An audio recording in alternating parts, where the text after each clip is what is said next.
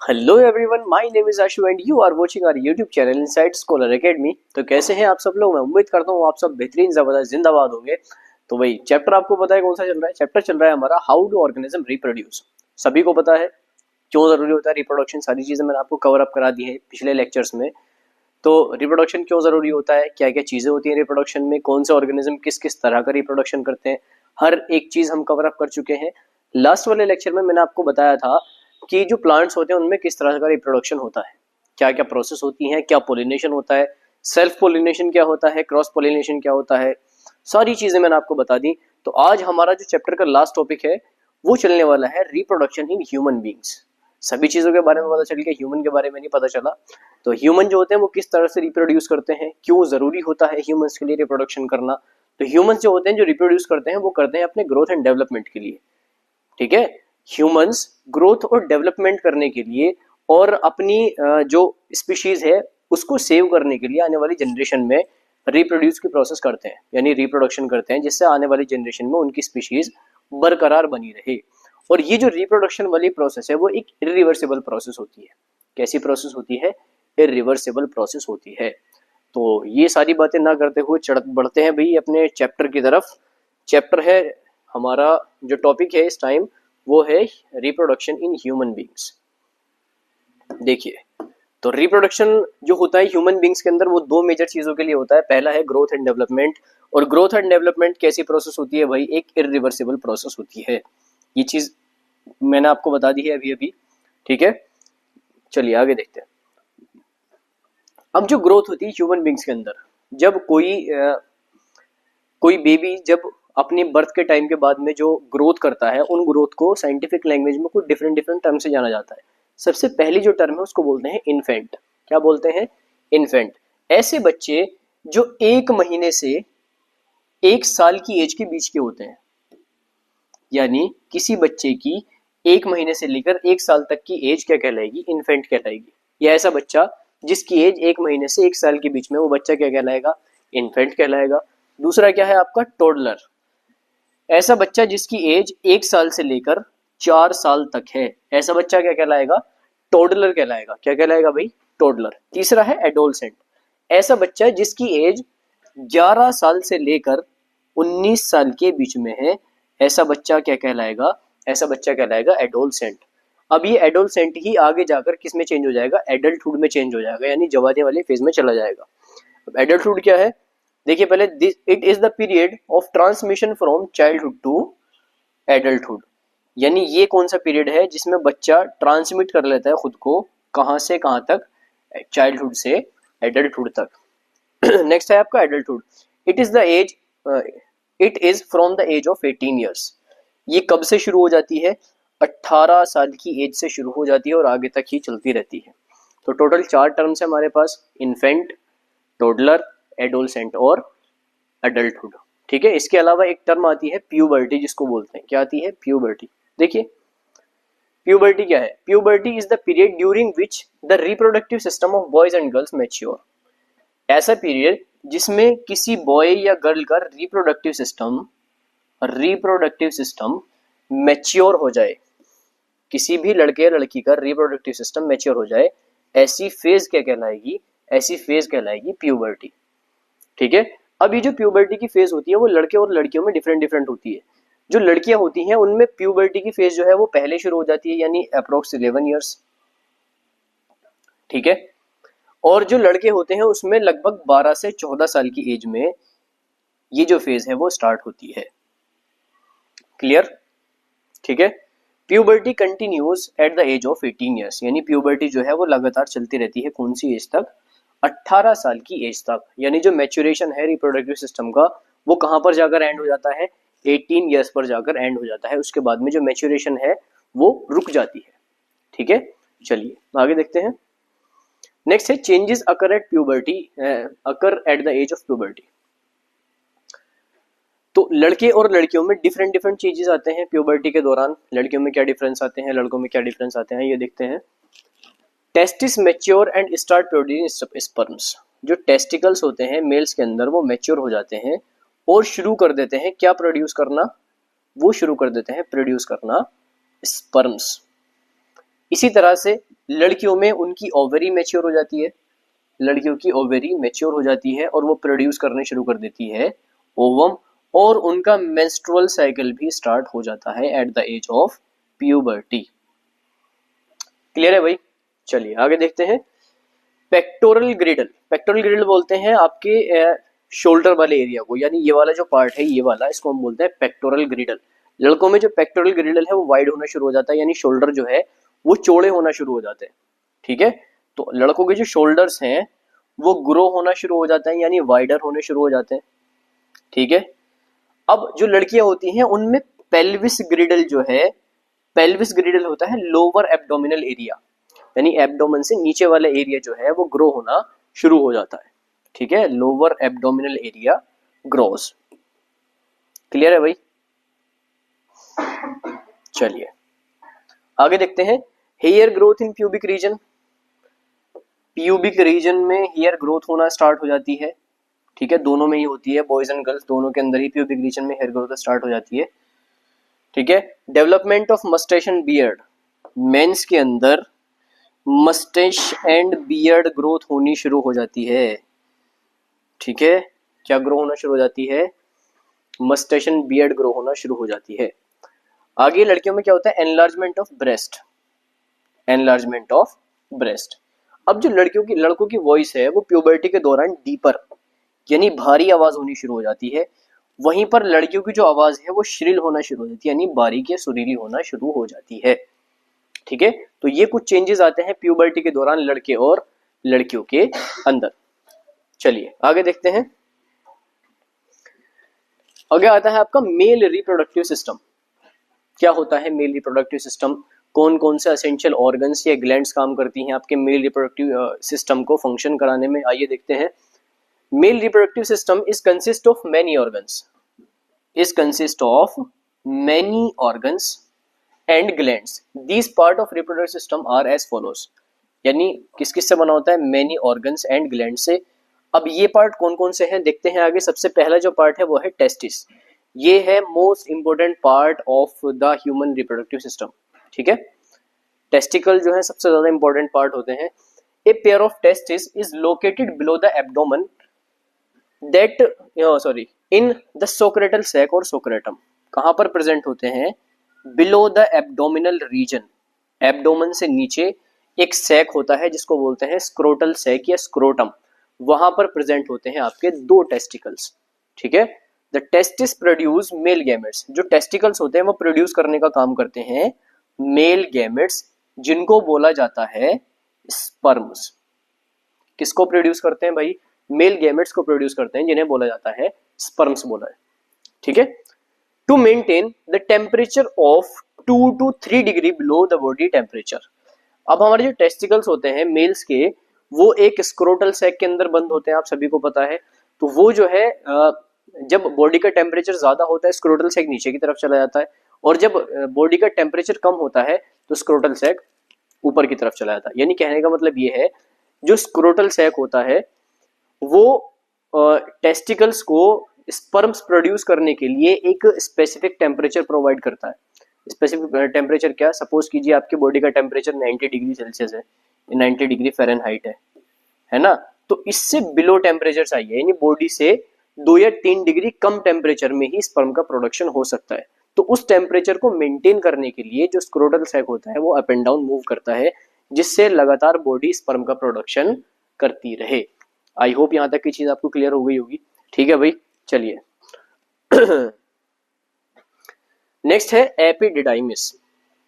Epididymis is a bunch of tubules which connected to the testis. Epididymis एक गुच्छा होता है किसका? छोटी छोटी ट्यूब्यूल्स का, bunch of tubules which is connected to the testis, जो किससे जुड़ी होती है भाई? टेस्टिस के साथ में जुड़ी हुई होती है। क्लियर है? एपिडिडाइमिस स्टोर्स स्पर्म टेम्पररी, यानी जो स्पर्म्स होते हैं वो शॉर्ट टाइम के लिए, यानी टेम्पररी कहां पर स्टोर होते हैं? आपके एपिडिडाइमिस में स्टोर होते हैं। ठीक है, अभी एपिडिडाइमिस कहां पर होता है मैं भी डायग्राम के साथ दिखाऊंगा आपको। नंबर 3 देखते हैं वेस्ट डिफरेंस। वेस्ट डिफरेंस क्या है? चलो पहले डायग्राम में देखो, अच्छे से समझ आ जाएगा। ये देखिए, ये आपका डायग्राम है।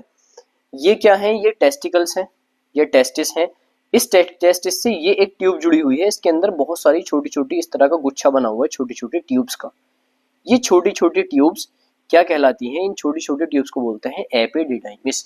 यानी स्पर्म का प्रोडक्शन यहाँ होगा तो ये कुछ टाइम के लिए स्पर्म को स्टोर करके रखती हैं अपनी छोटी छोटी ट्यूब्स के अंदर, और ये ट्यूब आगे जाकर जुड़ी हुई होती है, ये ट्यूब आगे जाकर जुड़ी हुई होती है इस वाली ट्यूब से, जिसको हम बोलते हैं वेस डिफरेंस। तो आगे हम बात करने वाले हैं वेस डिफरेंस के बारे में ही।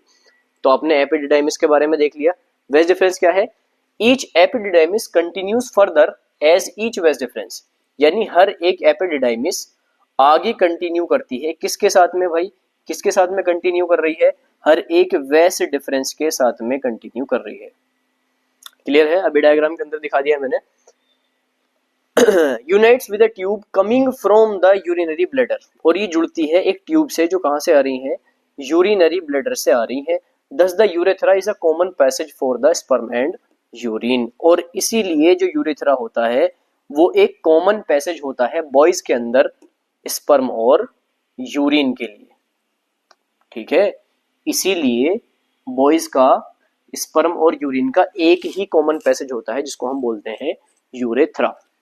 ठीक है भाई, चलिए नेक्स्ट आपकी आती है seminal vesicle. Seminal vesicle produce a secretion which is responsible for the transport of sperm. Seminal vesicle एक एक्सेसरी ग्लैंड है जो सपोर्ट करती है स्पर्म को मूव कराने में या स्पर्म के ट्रांसपोर्टेशन में। ये एक ऐसा सिक्रेशन प्रोड्यूस करती है जिससे स्पर्म की जो मूवमेंट होती है वो स्मूथ हो जाए। ठीक है, तो ये बेसिकली क्या कर रही है? स्पर्म के ट्रांसपोर्टेशन में हेल्प करा रही है। ठीक है भाई, उसके बाद में बात करते हैं prostate gland. It secretes an alkaline secretion into the semen. ये सीमन के अंदर एक एल्कलाइन सिक्रेशन को रिलीज करती है। ठीक है, जो पीनस की जो एसिडिटी है उसकी एसिडिटी को खत्म कर देता है, जिससे स्पर्म रास्ते में ही ना मरे। आपको पता है बॉयज के अंदर सीमन और यूरिन का रिलीज होने का पाथवे एक ही है, सिंगल पाथवे है। अब जो प्रोस्टेट ग्लैंड होती है वो एक ट्रांसपेरेंट लिक्विड रिलीज करती है जो उस पाथवे की यूरिनिक एसिडिटी को खत्म कर दे। यूरिन एसिडिक होता है, ये कैसा सॉल्यूशन है? एल्कलाइन है। तो ये नॉर्मलाइज कर देता है पाथवे को, जिससे स्पर्म आपके पाथवे के अंदर ना मरे और इजीली जिंदा आपके बॉडी से बाहर निकल जाए। ठीक है भाई, समझ आ रही है चीजें? चलिए नेक्स्ट है आपका Cowper's gland. These are two small glands that are opens into the urethra. ये छोटी छोटी दो ग्लैंड्स होती हैं जो कहाँ खुली होती हैं? यूरेथ्रा में खुली होती हैं। This secretion serve as a lubricant. ये एक ल्यूब्रिकेंट सिक्रेशन का को रिलीज करता है। एक ऐसा सिक्रेशन जो एक ल्यूब्रिकेंट का काम करता है, स्मूदर सरफेस बनाता है जिससे इजीली स्पर्म मूव करा सके बॉडी से बाहर। ठीक है, उसके बाद में हम बात करते हैं penis. The urethra passes through the पीनस। Urethra गुजरता है किससे होकर? पीनस से होकर। It consist it carries either urine और सीमन एट ए टाइम। ये एक टाइम पर या तो सीमन को रिलीज कर सकता है या यूरिन को रिलीज कर सकता है। कहने का मतलब ये है कि अगर सीमन रिलीज हो रहा है तो यूरिन नहीं रिलीज होगा, यूरिन हो रहा है तो सीमन रिलीज नहीं होगा। ठीक है, तो ये एक टाइम पर या तो सीमन को रिलीज करेगा या यूरिन को रिलीज करेगा, और दोनों का पाथवे क्या है? केवल एक पाथवे होता है बॉयज के अंदर। डायग्राम के अंदर देखिए फटाफट से, ये क्या है? ये वाला जो पोर्शन है ये आपका पीनस है। ठीक है, ये वाली जो ट्यूब है ये ट्यूब है आपकी यूरेथ्रा। क्या है? यूरेथ्रा है। और ये जो ये वाली ट्यूब्स आ रही हैं आपके टेस्टिकल से जुड़ी हुई, उनको बोलते हैं वेस डिफरेंस। ये टेस्टिस है और ये है आपका एपिडिडाइमिस। सारी चीजें बता दी। टेस्टिस प्रोडक्शन करेगा स्पर्म का, और एपिडिडाइमिस एक गुच्छा होता है ट्यूब्स का छोटी छोटी जो टेस्टिकल से जुड़ी होती है। यानी स्पर्म यहाँ से आएगा और कहाँ पहुंचेगा? एपिडिडाइमिस के अंदर। तो ये शॉर्ट पीरियड के लिए स्पर्म को स्टोर करने का काम करता है। फिर ये स्पर्म को कहाँ छोड़ेगा? वेस डिफरेंस में छोड़ेगा, जहां से स्पर्म पहुंचेंगे आपके यूरेथ्रा में। उससे पहले सेमिनल वेसिकल, ये जो ग्लैंड है इसको हम बोलते हैं सेमिनल वेसिकल। ये एक सीक्रेशन रिलीज करती है स्पर्म के साथ, जो कहाँ पहुंच जाएंगे? यूरेथ्रा में। अभी जो दो ग्लैंड्स आपको नजर आ रही है, ये वाली है और एक ये वाली, इन ग्लैंड्स को बोलते हैं बल्बो यूरेथ्रल ग्लैंड। क्या बोलते हैं? बल्बो यूरेथ्रल ग्लैंड या काउपर्स ग्लैंड। ये अपना सीक्रेशन भी यूरेथ्रा के अंदर रिलीज कर देंगी, और सारा ही जो मटेरियल होगा वो मिलकर कहाँ निकलेगा? आपकी यूरेथ्रा के थ्रू आपके बॉडी से बाहर। तो ये होता है मेल रिप्रोडक्टिव सिस्टम। मैं उम्मीद करता हूँ सारी चीजें क्लियर हो गई होंगी भाई। चलिए नेक्स्ट बात करते हैं फीमेल रिप्रोडक्टिव सिस्टम के बारे में। क्या होता है फीमेल रिप्रोडक्टिव सिस्टम? देखिए, female reproductive system is consist of 5 parts. जो फीमेल रिप्रोडक्टिव सिस्टम होता है वो 5 पार्ट से मिलकर बना होता है। पहला वाला पार्ट होती है आपकी ovary. There are 2 ovaries present in the pelvic region, one on each side of the uterus. Female body के अंदर 2 ओवरीज होती हैं, कहां पर? पेल्विक रीजन में, और हर एक पेल्विक रीजन की साइड में एक एक ओवरीज होती है, दोनों साइड में। डायग्राम देखिए ये पेल्विक रीजन है सारा, ठीक है। ये क्या है? ये जो गुच्छा सा आपको नजर आ रहा है ये वाला, ये है आप ओवरीज। क्या है भाई? ओवरीज हैं, और दोनों साइड में एक एक ओवरी प्रेजेंट है, अभी आपने पढ़ा, ठीक है। यानी फीमेल्स के अंदर 2 ओवरीज होती हैं और पेल्विक रीजन के दोनों साइड में एक एक ओवरी होती है, एक लेफ्ट साइड में होगी और एक राइट साइड में होगी। डायग्राम में आपको नजर आ रहा है, ठीक है। चलिए आगे देखते हैं। Ovaries produce ovum which are female gametes. जो ओवरीज होती हैं वो प्रोडक्शन करती हैं ओवम का, जो कि होते हैं फीमेल गैमेट्स। जैसे मेल के अंदर टेस्टिस ने मेल गैमेट को बनाया था, यानी स्पर्म को बनाया था, इसी तरह से फीमेल के अंदर जो ओवरीज होते हैं वो किसका प्रोडक्शन करती है? ओवम का प्रोडक्शन करती हैं। One ovum is released by one ovary every month. One ovary every, birth नहीं है भाई, ये मंथ है। क्या है? मैं लिख देता हूं, यहां पर मिस्टेक है, एवरी मंथ, ठीक है। यानी एक ओवम हर एक ओवरी से एवरी मंथ रिलीज होता है। सपोज कीजिए एक मंथ में लेफ्ट वाली ओवरी ने ओवम रिलीज किया, दूसरे मंथ में राइट वाली करेगी, फिर लेफ्ट वाली, फिर राइट वाली, फिर लेफ्ट वाली, फिर राइट वाली। तो हर एक मंथ हर एक ओवरी से एक ओवम रिलीज होता है, इतना याद रखना। उसके बाद में हम बात करते हैं ओविडक्ट या फैलोपियन ट्यूब के बारे में, ठीक है। देखिए, fallopian tube are the pathways for the ovum which transfers ovum from ovary to the uterus. Fallopian tube क्या है भाई? एक पाथवे है, एक रास्ता है जो ट्रांसफर करता है ओवम को, जो ट्रांसफर करता है ओवम को ओवरी से यूट्रस तक। देखिए डायग्राम में, देखो समझ आ जाएगा। ये क्या है? ओवरी है। ओवरी किसका प्रोडक्शन कर रही है? ओवम का प्रोडक्शन कर रही है। अब ओवम यहां से निकलकर कहां जाएगा? ये जो आपको ट्यूब नजर आ रही है ये वाली, ये जो पूरी ट्यूब है, इस ट्यूब को हम बोलते हैं ओविडक्ट या फैलोपियन ट्यूब। ओविडक्ट या फैलोपियन ट्यूब। अब ये जो ओविडक्ट है ये ट्रांसफर करेगी, ये जो ओवम रिलीज किया ओवरी ने, इसको ट्रांसफर करेगी ओविडक्ट से कहां पर? यूट्रस में। ये वाला जो पोर्शन है ये क्या है? ये है यूट्रस। तो ओविडक्ट का काम क्या है? ट्रांसफर करना ओवम को ओवरी से कहां पहुंचाना? यूट्रस तक पहुंचाने का काम किसका होता है? फैलोपियन ट्यूब या ओविडक्ट का होता है, ठीक है भाई। चलिए नेक्स्ट है यूट्रस या वोम्ब, ठीक है। Uterus is a hollow pear shaped muscular organ.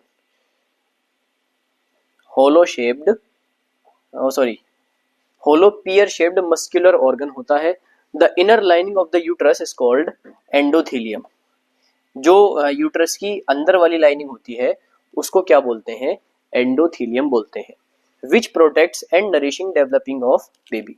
जो प्रोटेक्ट करती है बेबी को, ठीक है, जो डेवलपमेंट होता है बेबी का उसमें प्रोटेक्शन का काम करती है और बेबी को नरिश करने का काम करती है। देखिए ये जो बीच वाला पोर्शन है, ये वाला जो पोर्शन है, इस वाले पोर्शन को बोलते हैं, क्या बोलते हैं? इसको बोलते हैं यूट्रस। क्या बोलते हैं? यूट्रस या वोम्ब। अब इस यूट्रस की जो अंदर वाली लाइन है, ये वाली जो लाइनिंग है अंदर वाली, इस लाइनिंग को क्या बोला जाता है भाई? इस लाइनिंग को क्या बोला जाता है बताओ?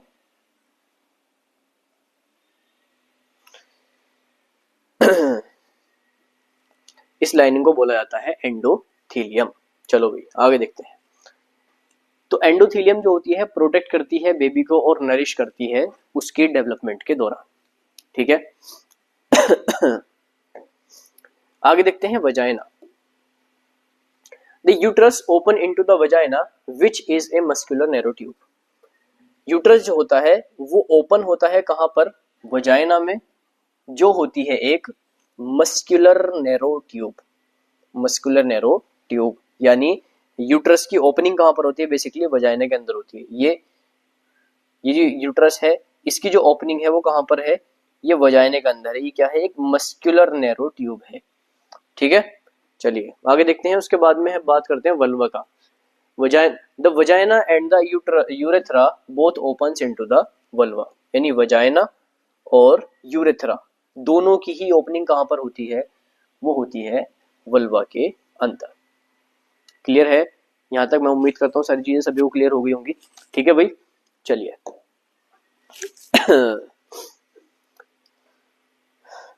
इसके बाद में हम बात करने वाले हैं फर्टिलाइजेशन की। फर्टिलाइजेशन क्या है? अभी आपने मेल गैमेट पढ़ा, फीमेल गैमेट पढ़ा, अब दोनों का फ्यूजन होगा, यानी मेल और फीमेल गैमेट का फ्यूजन होगा और फ्यूजन के बाद में बनेगा जाइगोट। तो जाइगोट बनने की जो प्रोसेस है वो बेसिकली क्या कहलाती है? फर्टिलाइजेशन कहलाती है। देखिए, the process of fusion of male and female gametes is called fertilisation. ठीक है, the process of fertilisation occur in oviduct और फेलोपियन ट्यूब, यानी जो प्रोसेस होगी फर्टिलाइजेशन की वो कहाँ होगी? ओविडक्ट या फेलोपियन ट्यूब के अंदर होगी। बहुत से लोग समझते हैं कि जो फर्टिलाइजेशन की प्रोसेस है वो होती है यूट्रस के अंदर, नहीं, प्रोसेस क्या होगी? फेलोपियन ट्यूब या ओविडक्ट के अंदर। देखिए, the fertilisation occur by the some process which are as follows. जो फर्टिलाइजेशन की प्रोसेस है वो कुछ प्रोसेसेस के दौरान होगी। अब वो प्रोसेस क्या है? पहली प्रोसेस क्या है? At the time of intercourse, intercourse के टाइम पर semen is deposit into the female's vagina. जो सीमन होगा वो फीमेल की वजाइना में डिपॉजिट हो जाएगा। Sperm swim through the uterus and reach to the oviduct. Sperm जो होगा वो स्विम करेगा, यूट्रस से होगा और कहां पहुंच जाएगा? ओविडक्ट में पहुंच जाएगा। ठीक है, a single sperm fuses with the ovum. एक अकेला स्पर्म ही किसके साथ फ्यूज करेगा? ओवम के साथ फ्यूज करेगा और क्या फॉर्म कर लेगा? फॉर्म कर लेगा एक जाइगोट। क्लियर है भाई? This completes the process of fertilisation. और जाइगोट बनते ही फर्टिलाइजेशन की प्रोसेस कंप्लीट हो जाती है। ठीक है भाई, क्लियर है? चलिए आगे देखते हैं भाई। नेक्स्ट है आपका इम्प्लांटेशन। क्या होता है इम्प्लांटेशन? देखिए, इम्प्लांटेशन जो है वो जाइगोट बनने के बाद की प्रोसेस है। जाइगोट बन गया, फर्टिलाइजेशन हो गया। फर्टिलाइजेशन के बाद में क्या होता है? देखिए, as soon as zygote is formed it start developing. जैसे ही जाइगोट बनता है अब वो जाइगोट क्या हो जाएगा? डेवलपिंग करना स्टार्ट कर देगा, यानी वो डेवलप होना शुरू हो जाएगा। By the time it reach in the uterus, यानी जाइगोट बनने के बाद वो जो जाइगोट होगा वो फेलोपियन ट्यूब से होता हुआ कहां पहुंच जाएगा? यूट्रस में पहुंच जाएगा। देखिए, जाइगोट बना, ये ओवम है, यहाँ फर्टिलाइजेशन हो गया यहाँ पर। अब ये मूवमेंट करता करता करता करता करता करता कहां पहुंच जाएगा? यूट्रस के अंदर पहुंच जाएगा। जाइगोट कहां बन रहा है? फेलोपियन ट्यूब के अंदर बन रहा है, देखो आप। ठीक है, अब जब जाइगोट बन जाएगा उसके बाद में 2 सेल बनेगी, यानी क्लीवेज बनेगा। 2 सेल वाला क्लीवेज, 4 सेल्स क्लीवेज, फिर 8 सेल क्लीवेज। क्लीवेज से मोरूला बनेगा, मोरूला से ब्लास्टोसाइड बनेगा। ठीक है, ब्लास्टोसिस्ट बनेगा। अब ये ब्लास्टोसिस्ट डेवलप होकर क्या बना लेगा? ये ब्लास्टोसिस्ट इम्प्लांट हो जाएगा यूट्रस की वॉल पर। तो अभी इतनी लंबी प्रोसेस आपके में नहीं है, ब्लास्टोसिस्ट वगैरह के बारे में 12th क्लास में पढ़ेंगे। तो आप बस इतना समझिए कि जो फर्टिलाइजेशन की प्रोसेस होती है वो कहाँ होती है? फेलोपियन ट्यूब के अंदर होती है। फिर जाइगोट बनने के बाद वो डेवलप करता करता करता करता कहाँ पहुंच जाएगा? यूटेरस के अंदर पहुंच जाएगा। ठीक है, ठीक है।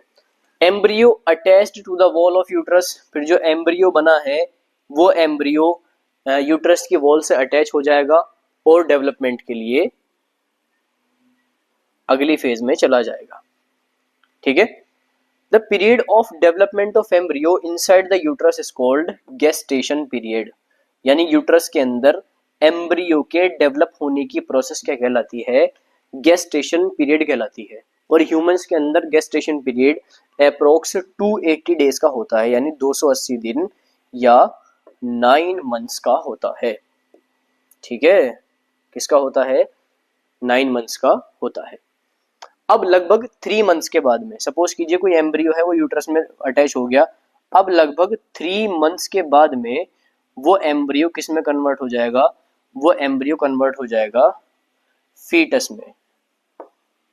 ठीक है, फीटस होता है एक इनिशियल किसी बेबी का, जहां पर आप आइडेंटिफाई करना शुरू कर देते हो बेबी को कि भाई ये इसका हाथ है, ये इसका पैर है। तो जहां डेवलपमेंट होना शुरू हो जाए वो जो स्टार्टिंग वाली फेज होगी वो क्या कहलाएगी? फीटस कहलाएगी। वो कितने मंथ में कितने मंथ तक शुरू हो जाती है, वो शुरू हो जाती है 3 मंथ के फेज में। क्लियर है भाई यहाँ तक? चलिए ये प्रोसेस है, आपको बता दिया है मैंने। चलिए आगे देखते हैं। If there is no fertilisation, अभी आपने क्या किया कि सर आपने बता दिया कि फर्टिलाइजेशन होगा तो ये चीजें हो जाएंगी। अब अगर फर्टिलाइजेशन नहीं होता तो क्या होगा? तो क्या होगा देखिए, if the ovum is not fertilised, अगर ओवम फर्टिलाइज नहीं होगा, then it lives for 1 day, तो ओवम एक दिन के लिए आपकी फेलोपियन ट्यूब के अंदर रुकेगा। The lining of uterus breaks down and disintegrate, तो जब जो ओवम है वो यूट्रस में था और यूट्रस की जो लाइनिंग है वो डिसइंटीग्रेट होना शुरू हो जाती है, यानी जो ब्लड के वो जो यूट्रस के अंदर वाली लाइन है वो लाइन थिक होना शुरू हो जाती है और थिक होने के बाद में एक दिन तक रुकती है, उसके बाद में डिसइंटीग्रेट होना शुरू हो जाती है। The ovum lining of the uterus and some blood are discharge, ovum ठीक है, lining of uterus and some blood, और साथ ही कुछ ब्लड जो है वो डिस्चार्ज होना शुरू हो जाता है through out the body, which is called menstruation, जिसको क्या बोलते हैं? मेंस्ट्रुएशन बोलते हैं। और ये मेंस्ट्रुएशन का जो साइकिल है वो लगभग 4 से 5 दिन का होता है, ठीक है, 4 से 5 दिन का होता है। After menstruation the ovum is released and the uterus again prepare itself for the fertilisation, ठीक है। जब मेंस्ट्रुएशन कंप्लीट हो जाता है तो ओवम फिर से रिलीज होता है एक ओवरी से और फिर दोबारा से फर्टिलाइजेशन के लिए तैयार हो जाता है। अगर फिर से फर्टिलाइजेशन नहीं होगा फिर वही प्रोसेस होगी, लाइनिंग ऑफ यूट्रस थिक हो जाएगी, वो ब्लड के साथ में बॉडी से बाहर निकल जाएगी, ठीक है भाई, मेंस्ट्रुएशन साइकिल के थ्रू। If there is no fertilisation then menstruation is repeated, और अगर फिर दोबारा से फर्टिलाइजेशन नहीं होता तो मेंस्ट्रुएशन जो है फिर से रिपीट हो जाएगा, ठीक है भाई। चलिए नेक्स्ट बात करते हैं हम रिप्रोडक्टिव हेल्थ के बारे में। रिप्रोडक्टिव हेल्थ, रिप्रोडक्टिव हेल्थ के बारे में अगर बात की जाती है तो सबसे पहले बात होती है सेक्सुअली ट्रांसमिटेड डिजीज की। ऐसी डिजीज जो सेक्सुअली कॉन्टेक्ट से फैलती है उनको बोलते हैं सेक्सुअली ट्रांसमिटेड डिजीज। देखिए सबसे पहले जो डिजीज है, आपके बुक में बहुत सारी डिजीज हैं लेकिन 2 ही चीजें दे रखी हैं बस, एक गोनोरिया है और दूसरी है आपकी एड्स। तो इसके बारे में बात करते हैं। This disease caused by bacteria, ये जो बीमारी है किसके थ्रू फैलती है भाई?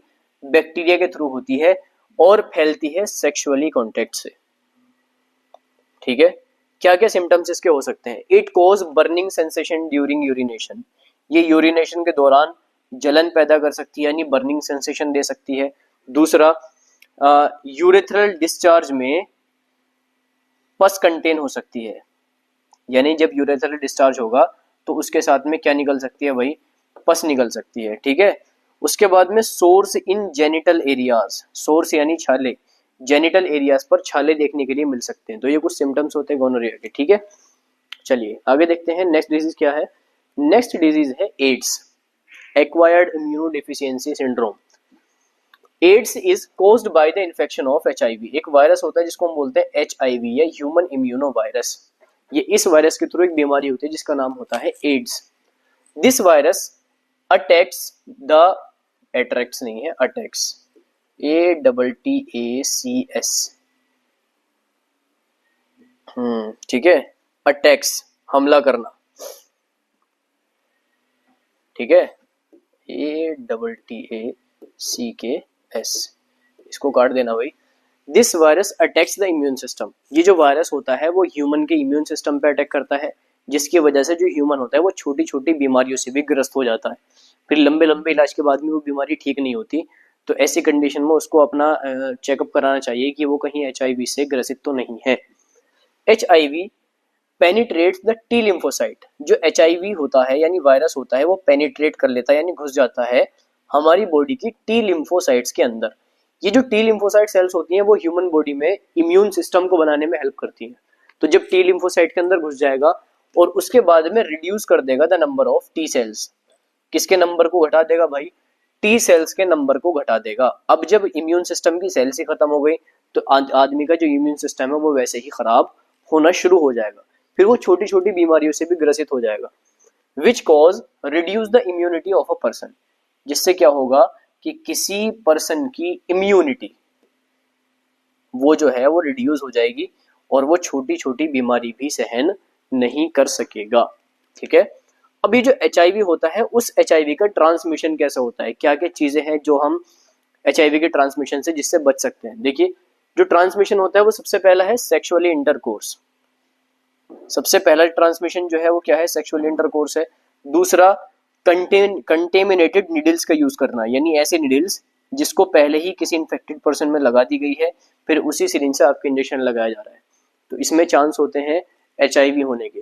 तीसरा क्या है, ब्लड ट्रांसफ्यूजन करवाना।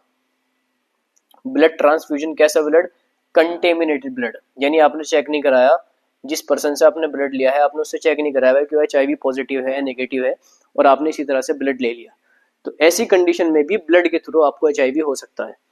उसके बाद में from the infected mother to the unborn foetus, और ये इन्फेक्टेड मदर से अनबॉर्न फीटस में भी जा सकता है, यानी अनबॉर्न बेबी, माँ से बच्चे में भी जा सकता है जब वो गर्भावस्था में हो।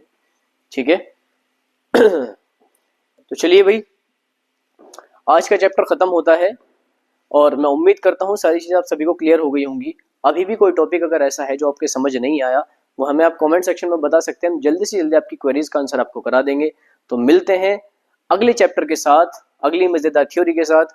तब तक के लिए अल्लाह हाफिज, और वीडियो को लाइक कीजिए, चैनल को सब्सक्राइब कीजिए, वीडियो को ज्यादा से ज्यादा शेयर कीजिए। ठीक है, अल्लाह हाफिज।